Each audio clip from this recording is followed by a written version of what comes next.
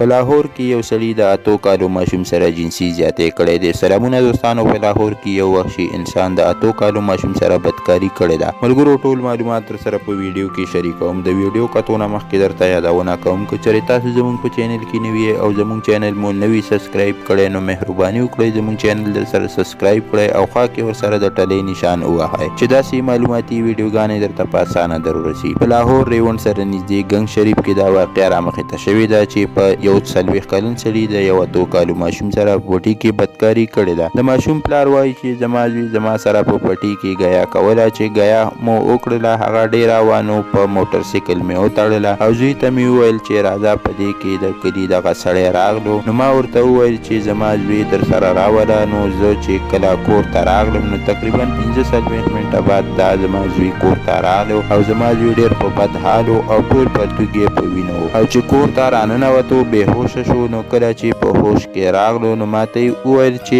انس نوم یې و، هغه را سره نیمه ګنټه زیاتې کړې دی او ورسره یې ووهلم. بیا یې په لاره هم وهلم چې کور کې به حال نه وای. ملګرو د ماشوم تره دا هم ویلي چې دغه سړی زموږ د کلي دی او یو پیره یې د میخې سره هم داسې کار کړی او بیا یې په بدل کې یو میخه او 1.5 لک روپۍ تاوان ورکړی.